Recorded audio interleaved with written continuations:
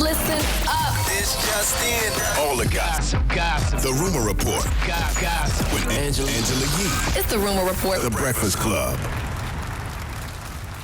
Well, today's the day. Will Smith's book, Will, is out. Mm-hmm. And one thing that he's talking about is ayahuasca. You know, we discussed this several times on the show, but he talks about his own experience in getting a shaman to give him that tea and leading him through the visions that he saw. He said an hour after drinking it, he said, I was floating deep in outer space. I was trillions of light years away from Earth. He sensed an unseeable woman who he called Mother behind him. He said, I can tell she'll never leave me. And he said, if I'm this beautiful, I don't need #1 movies to feel good about myself. If I'm this beautiful, I don't need hit records to feel worthy of love. If I'm this beautiful, I don't need Jada or anyone else to validate me.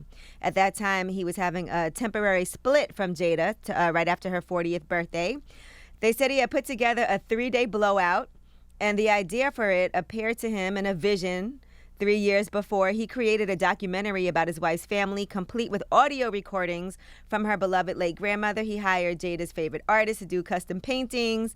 There were golf outings and hikes and a lavish dinner. And there was a surprise performer, Mary J. Blige.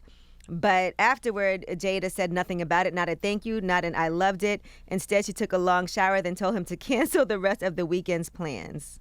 So they didn't end up speaking for the rest of that trip on the plane ride home to L.A. or even for a few days afterward. I can't wait to read that book, and I can't wait to do ayahuasca. They always say don't do ayahuasca until you feel like it's calling you. It is calling me. I cannot wait. Right. So pretty interesting. It's so many different stories in here that we've been hearing already from the book. Mm-hmm. But that's because Will's been a character for so long. He's been playing a character. He's been playing a role, and now he's being himself. So being that he's being himself, you're going to get all of these real stories. Yeah, he told his wife, I retire from trying to make you happy. I quit. You go do you, and I'm going to go do me. Wow. All right. Now, Nick Cannon, he came under some fire for responding to Saweetie's tweet. Saweetie tweeted out, I want some babies. And then he put some emojis. One was thinking, and then it was a laughing emoji, and then it was his hand raised. Okay, so here's what he had to say about people coming at him when he posted those emojis in response to Saweetie. Sweetie tweeted, I want some babies, and I just replied with some emojis. This is what it actually says. It says, take time for making such a big decision. That's what I was only trying to say. But of course, I caught heat for the tweet. They was coming for me like crazy. One tweet said, Sweetie, girl, run. Have you seen what he names his kids? Shout out to Sweetie. It was all in fun, no disrespect. If she ready to have kids, hey, get to it, queen. We rocking with you. He was joking. I think we all know he was joking. Right. Yeah, but it's good. You stir the pot. You know what I mean? You stir the pot. You get posted on the blogs. People talk about you on the radio. It's good for the game. What's really funny is that then a couple of days after that, she was giving Damson Idris piano lessons, and he posted her, Sweetie, teaching me how to play the piano.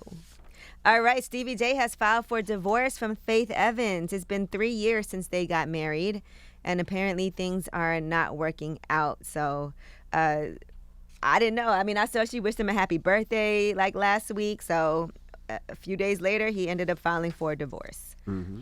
All right, and Riff is a new social media platform, and they're trying to make some noise. They actually want to capitalize off of places like Clubhouse and Spotify's Green Room.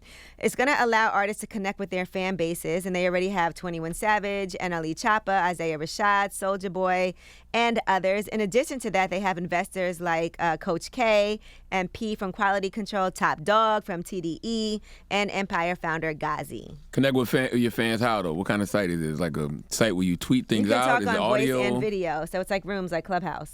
But I guess you can do video also because, Clubhouse is just audio. Mm-hmm.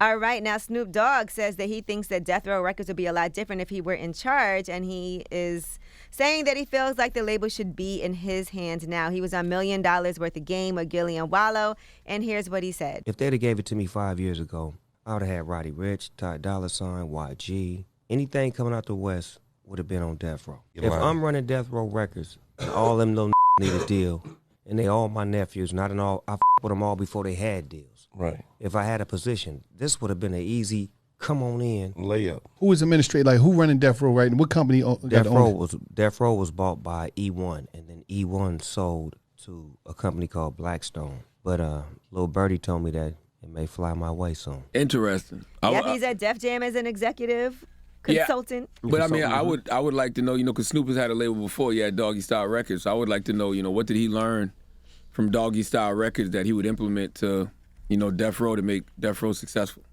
All right, and I know you guys saw this. This went viral, and this was Jeff Bezos' girlfriend, Lauren Sanchez, and I guess they ran into Leonardo DiCaprio while they were at an event, and she was looking at him like with love in her eyes. She was. But it's just a moment, she look up, it's Leonardo DiCaprio. So now, because so many memes went around, Jeff Bezos is actually responding. He put up a meme. It says, Leo, come over here. I want to show you something. And then there's a picture. It says, danger, steep cliff, fatal drop. And the sign right in front of Bezos. So I guess he's playing along with the joke. But Leonardo DiCaprio is in final talks to star in and produce a Jim Jones movie. Not Jim Jones the rapper. Oh, the cult leader. Yeah. I know we're used to hearing Jim Jones the rapper, but Not yes. me. I always knew the difference. That's why I knew where Jim Jones the rapper got his name from, because I always was intrigued by that story. Yeah, but I think on this show we talk about Jim Jones the rapper more than Jim Jones the 100%. cult leader. But Jim, I just wanted to verify that. Yeah, that's a big thing though. Because that whole saying, drink the Kool-Aid. That's where that came from. Jim Jones the cult leader. All right, well, that is your rumor report. All right, thank you, Miss Yee. All right, shout out to Revolt. We'll see you tomorrow. Everybody else, let's get to the mix. It's the Breakfast Club. Good morning.